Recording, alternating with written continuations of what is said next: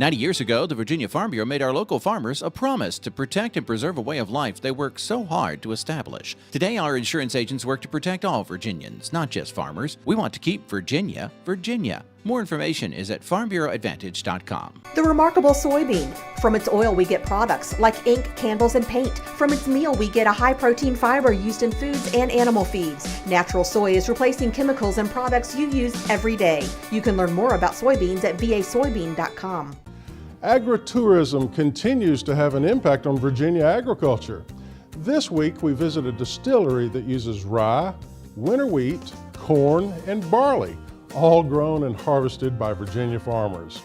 We also have a story this week about raising alpacas on small acreage, plus some tips on growing jack-o'-lantern pumpkins. Let's see, whiskey, alpacas, pumpkins. I ask you, where else you gonna get all this stuff? Welcome to this episode of Virginia Farming. I'm Jeff Ishii.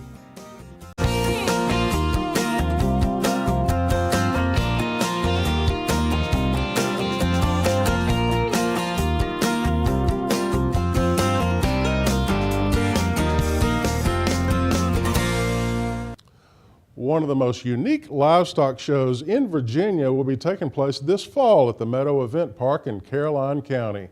The Virginia Alpaca Owners and Breeders Association will be hosting the 2017 Virginia Alpaca and Fiber Festival.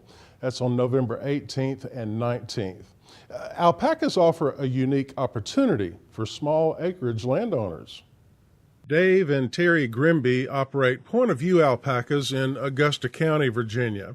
Their farm is a little over 20 acres, but Dave says he only uses a small portion of that acreage for his alpaca operation. He says the animals have a low carbon footprint and can be an efficient species for small acreages. You can actually raise about 8 to 10 alpacas on just about an acre of land. It'd be good to have some area where you can rotate them off as they eat one pasture down and graze it down. Have another area where you can move them kind of to manage your pastures a little better. But an acre is really a sufficient amount of land for about 8 animals. And we live in a perfect part of the country. Because of our varied geography, he says Virginia has many areas that are ideally suited for raising alpacas. And for novices who are thinking about getting into the business, the Virginia Alpaca and Fiber Festival is coming up in November. That event will be offering numerous workshops and seminars for alpaca owners of all skill levels. Grimby says it's a great way to meet people and get acquainted with what all is required to raise alpacas in Virginia. And it's great to have a mentor, somebody that's been in the business. So I think if you have the land and somewhat of the infrastructure, having that mentor and really trying to make the best decision based on your personal situation. There's no cookie cutter model. I think it should be based on your situation, what your business goals are, what you really want to produce on your farm, and how much work you want to put into it. They are livestock and they require work. I mean, you've got to be here every day to feed them and take care of them. So there's a lot of different things to think about. So before you spend your first dollar, try to go out and meet people and talk about all those things. The end product when raising alpacas is the animal's fiber, which is renowned worldwide for its unique characteristics. Grimby says before he and his wife Terry started raising alpacas, they had a marketing plan in place. Probably the most important thing for us was the fiber. And if you have a chance to see alpaca products, clothing, hats, gloves, scarves, sweaters, those types of clothing, they're extremely high quality. They're excellent products.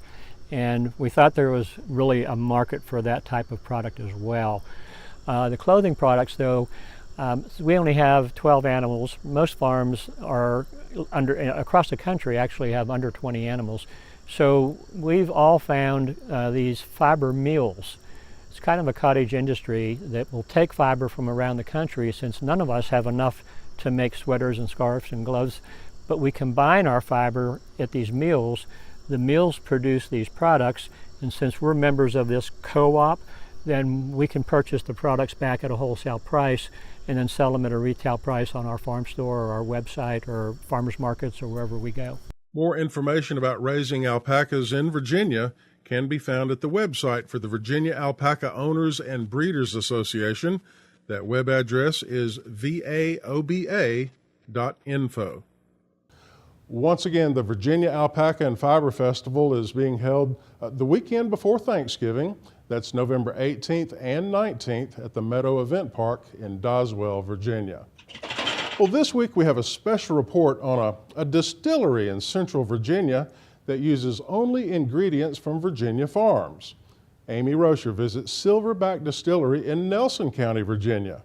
It's coming up next during Ag Insights.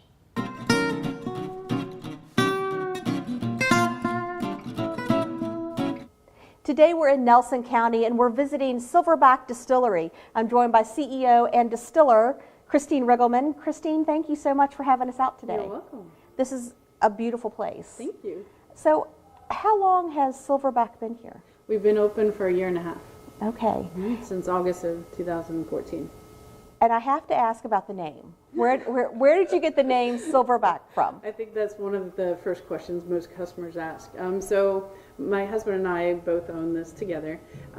It was my baby and my brainchild of what I wanted to do, but my husband has been wonderful and gone along with almost every idea I had. And so we have 3 daughters and me, and so 4 females in the house sort of outnumber him all the time. And his nickname is Silverback, because it was either go gray or go bald with that many females in the house. So that's the story, because he's been wonderful and supported me with what I wanted to do. So I wanted to, as a tribute, name it after him. So you said this is something you've always wanted to do. What made you decide, hey, let's start a distillery? Well, basically, we bought the property for our home. We live on it. But I also wanted to do a business on the front with whatever property we purchased. And the road frontage, the visibility here was amazing. The traffic, and this is a tourist destination. You know, people want to get away for the weekend. And it's a wonderful location, but I wanted to make sure that after we bought it, that I watched and observed. I didn't want to oversaturate the market, because we have a 14-mile stretch along Route 151 here in Afton, and it's 7 wineries, 3 breweries, 2 hard cider places now, and there was no distillery. And I was always fascinated with spirits and liquor, and honestly, I'm not a beer or wine person. Drink a little bit, but I've always liked spirits, so I wanted to make something that I felt comfortable with and I enjoyed. So I went and apprenticed out west, and I learned the foundations. And then I had a couple master distillers as consultants that my husband and I hired, and just went from there. Okay. Now, what spirits do you all distill here? So we've got our vodka. It's called Barangay vodka. Barangay is a scientific term for gorilla. So it's got a silverback coming through the back of the glass there. And then we've got our gin. Our gin is called Strange Monkey Gin. And then this is our blackback white. So all the young male gorillas that surround a silverback are called blackbacks. I want to talk about the spirits themselves. Sure. So starting with the vodka, what is your vodka made from? It's 100% wheat. So I researched every ingredient that I thought I wanted to use, and little things I figured out along the way. And I don't go the main ingredient in gin is juniper. Okay. And so I don't go too heavy on it. You do have to have it as a main ingredient, but we also balanced it with citrus. So yeah, it's a nice flavor profile. And then we do a London dry gin. So we don't. Some people basically take all your botanicals and they just sort of steep it in your base, which is like usually your vodka. So our base for our gin is our vodka. Everything is grown right here and distilled here. Yes, and then all of our spent mash. So when we're done distilling, it's called spent mash. So it's all the leftover grains. There's actually no alcohol content in it, but it still has the flavor of it. So the animals love it. So we give it to our local farmers. They use it for their fertilizer. They use it for the cows. They use it for pigs. So we're giving back to the farmers as well. And that really eliminates almost all of your waste. Yes, and we're the first distillery in the country to use geothermal technology for our chilling process. So at least that we know of. I mean, I Googled the heck out of, seeing if there was anybody else out there, but a lot of distilleries have popped up since us and are modeling after what we have done. So it helps us in our chilling process. We use the Earth's natural temperatures to chill at certain parts of our processes that we need. And so we're not taking huge, heavy equipment, and it cuts down our expenses for our electric and everything. So, but it's very environmentally safe. Well, I am not very schooled on the distilling process at all. So can you walk me through the process of, for example, how you start from start to finish to get your bottle of vodka? So what you do is you start in a mash cooker. And a mash cooker, it has coils inside of it, and we feed it with live steam, and then we fill the coils up with water to certain levels, and then we add our grains at different points and different things, and All according to your recipe. Yeah, according to my recipe. And then basically, when we're done with that, they sit in fermenters. And the fermenters, some people have a closed top fermenter, some people have open fermenter, some people have wood, some people have metal. There's so many different choices to get you a different end result with each one. And basically, they sit in the fermenters anywhere from 3 to 5 to 7 days, depending on the temperatures that you have in the back. And then as it's doing that, it's converting over. So all the yeast is converting everything over, and you're starting to make alcohol. So basically, when it's ready, we put it through the still, pump it through the still, and it strips away all the grains. You have the mash that comes out, we give it to the farmers, and then the good product comes out and we have the alcohol. I can turn these around between start cooking it to being in the bottle in about 7 days. Wow. Yeah. So now let's go back and visit the whiskey and bourbon side. What's your turnaround time and what's that process like? So basically, when we're done distilling, it'll either be bottled into a clear, depending on what recipe we're doing, or it goes into a barrel to age. So the whiskey we're going to age a minimum of 2 years, and then the bourbon a minimum of 3. So, and then we'll go longer with some, and then we'll do some fun stuff. So. Okay. Is this all family-run business? Yeah, so my husband and I own this together. He had his own Department of Defense company, and he recently separated from that, and so now he's on board full-time, so we have the resident silverback around, and so that's wonderful. But our oldest daughter graduated from UVA in the spring, and she's our general manager. She's been with us since the beginning, and she's going to Scotland. She just got accepted to go to get her master's degree in fermentation and distillation to help Mama make the hooch. Our middle daughter, she does all of our documentaries and films and all that kind of stuff, and our youngest helps fill in whenever possible. So it's very much family run and very close team we have. We have about anywhere between 12 and 15 employees, depending on the season. So we call them our troop. When gorillas and primates have a family, they call it a troop, and we call our employees troop ambassadors because they're like our family. So it's pretty awesome. It's a great company. It sounds like everybody here has a great time working together. And it is family. Yeah, well, speaking of family, we're going to go find your silverback here and talk to him for a little bit. Thank you so much. Thank you. So we've caught up with Denver Riggleman. Denver is the old silverback, from what your wife tells us. You're the reason that this company is named what it is. Sadly, and I got gray hair pretty early, and I was a bit huskier too. So I was about 60 pounds heavier about a year ago. So I had to lose a little bit of weight in order to live a little bit longer on this earth. So I'm more of the thin back now. It's more than the silverback. I wanted to talk a little bit about distilleries in general. Now, Virginia distilleries are governed by ABC. Yep. So how does that work? Well, we're a little bit different from beer, wine, and cider in that we're in the 3-tier system probably a little bit more than anybody because actually Virginia controls our distribution. So they control how many stores we're in, they control our distribution, they control our retail price points, they control how much we can serve in a distillery. They control every single aspect of our business. So it really behooves us to be pretty friendly with the ABC, right, despite the restrictions. But those are not the same restrictions that are on beer and wine. That is absolutely correct. And and right now we're trying to change some of those laws and issues. ABC's tough on us, but they have to be. Where they can be supportive, they've been very supportive. But it's the legislature, actually, in Richmond that determines what ABC can or can't do. And right now we're fighting that very legislature and the other alcohol industries because they're not real happy that we're trying to liberalize like they are. I think the biggest surprise for us and what we've been going through is how virulent the opposition has been from beer and wine lobbyists against us. And we're going through that every day. Now, ABC has liberalized some of those things based on what the legislature allows them to do. It's really up to the legislature to tell ABC what laws to enforce and what we're allowed to do now. I think when you're looking at the surrounding states, how they're liberalizing, we've actually had states contact us, Amy, to ask to move this distillery based just on our sales to their states, and they would help us move. And that really stings us because we're so small in the grand scheme of things. What did ABC do last year? $800 million in tax revenue. All the distilleries in Virginia did about $5 million total. And that's gross sales. That's not profit for us. That's not profit for ABC. Right. We're that small. And we're at the mercy of the big liquor producers because we actually make our own stuff rather than trucking stuff in from other states or trucking stuff in from actual chemical Sure. factories. We actually make it. I know that sounds crazy with Virginia grains and water. So we're at a disadvantage there. We're at a disadvantage with the beer and wine lobbies who don't want us to have the same laws that they have where they can freely sell at events. They actually get to keep the retail price of their bottle. They only have to pay taxes on sales out of their actual locations. We don't have any of those So you fun times. can't keep the retail price Oh, on your absolutely not. on your bottle. So how does that work? So what happens is we sell you a bottle for $29.89. For that $29.89, you also pay tax on it, 5.3%. So you pay $31.47 for that bottle from our distillery and from an ABC store. Okay. I hate to tell our gross price, but our gross price is only 45% of that, our wholesale price.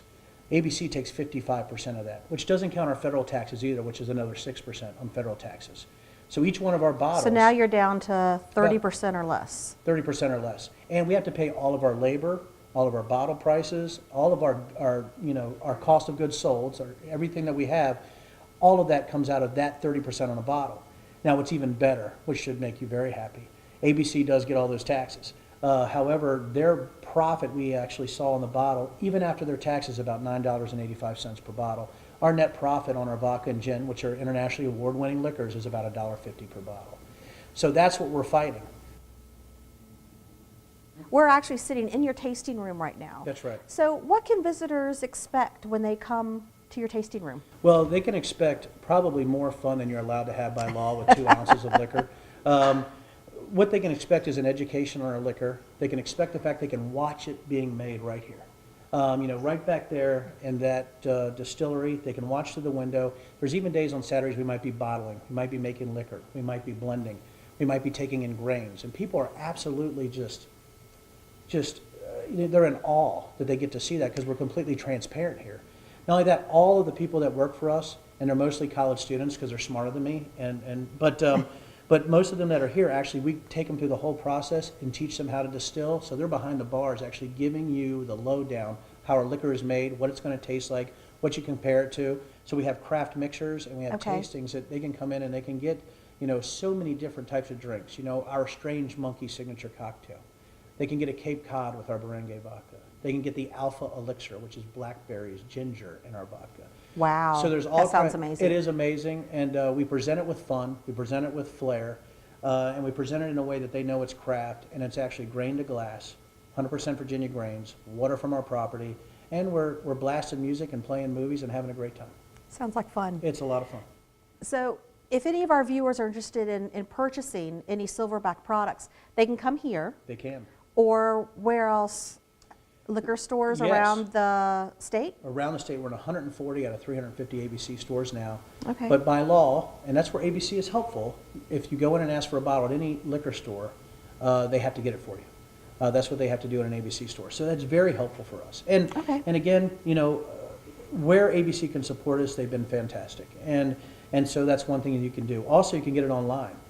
Now, we have to ship to DC so that you can actually get it online because Virginia doesn't allow shipping of their liquor either. Okay. But we actually ship to DC, and then DC, you can actually go online, hook up to it with our DC stores, and actually get our liquor delivered to your door. And can people do that through your website? They can do that through our website. And what is your website? Our website is www.sb for Silverback distillery.com. sbdistillery.com. Yes, ma'am. Great.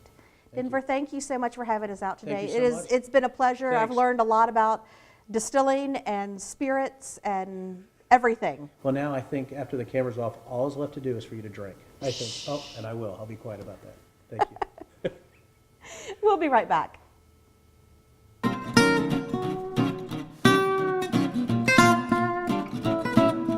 Well, make no mistake about it, you're going to see a lot of pumpkins over the next few weeks. Chris Mullins is with Virginia Cooperative Extension, and he tells us how to grow pumpkins from the ground up. Hello, today we're at College Run Farm in Surrey, Virginia, and we're here with Steve Berryman, the owner and farmer. He grows a lot of pumpkins, as you see behind me. Well, how many acres do you have, Steve? This year we have about 8.5 acres of pumpkins. That's a lot of pumpkins. They really take up a lot of space, as I can see here.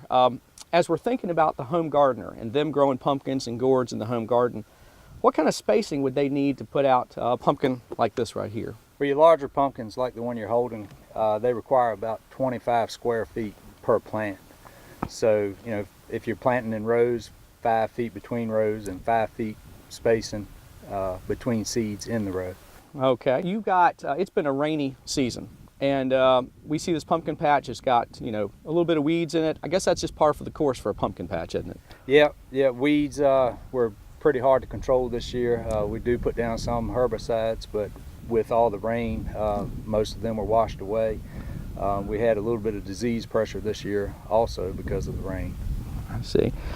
If the home gardener's thinking about putting pumpkins out, how long a season does it take? When should they start putting their seed or transplanting in the ground, and when do they think about harvesting? Well, if you want to harvest a pumpkin like this for Halloween, say, you probably want to plant around July the 1st. If you're looking for something more decorative to start in September, you may back that up and plant a little bit earlier. But generally the last week in June or the first week in July. They want that warm soil, right? Warm soil, you want a well-drained soil, something that doesn't hold water, because pumpkins just don't like to get their feet wet. But they do need some irrigation or some watering. If it does get dry, you will need to irrigate, and you're better to irrigate under the plants, just the soil, because the more the plants get wet, the more they may harbor some disease also. So the home gardener could maybe use a soaker hose or drip irrigation or something. Yep, anything under the plant to keep the soil moist would be excellent. Okay. We're looking at this pumpkin right here, and it's a nice normal sized pumpkin, but there's other types and other varieties that are out there. Why don't we go look at some of those that you're growing now? Yes, we've got plenty of them. All right. Well, Steve, we looked at the normal kind of pumpkin over there, and we're seeing all kinds of different shapes and sizes of the pumpkins and gourds here. Tell us a little bit about some of the things we're seeing. Well, we do have pumpkins and gourds and some squash here. This is a swan gourd. This is good for drying out and decorating later on.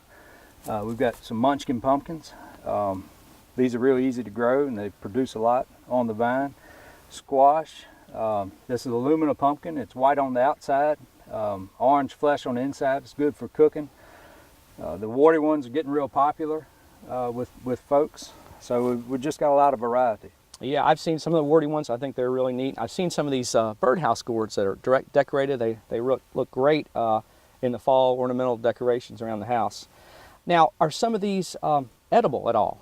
Oh yeah, a lot of these can be used as decorations in the fall, and then when you finish with them for decorating, they can be taken to your kitchen, made into pies or pumpkin butter. You can bake some of these squash, very tasty. So sure, a lot of them are edible. The gourds generally are not edible, but most of your pumpkins and squash are. Oh, that's great. And I know that some of these little guys here, probably for the home gardener, you probably could produce out of one plant a whole lot of those little ones. Sure, they produce probably between 5 and 8, maybe 10 per plant, and there's a lot of different colors you can get. This is just a few of them, green and orange and white. So there are a lot of them, and small gourds as well. They produce well too, and a large number of them. Well, now there's so many different types, so many different seed types. Can the home gardeners find these seeds online or in catalogs for all these different things? There are a lot of seed companies that not only offer them to commercial growers, but they have websites where you can go in and just buy a few seeds of each if that's all you need. A lot of different choices. A lot of choices, hundreds of choices. Well, great. Well, for more information about gourds and pumpkins, please contact your local county extension office. For From the Ground Up, I'm Chris Mullins. We'll see you next time. Our pearl of wisdom this week comes from the first president of the United States. It was George Washington who once said, "I'd rather be on my farm than be emperor of the world." Oh, and if you've ever been to Westmoreland County on the northern neck of Virginia, you'd know exactly what he was talking about. Send in your own pearl of wisdom through our website at virginiafarming.com. Have a great week, everyone. I'm Jeff Ishii for Virginia Farming. And now for your Ag Trivia question of the week. The answer when we return.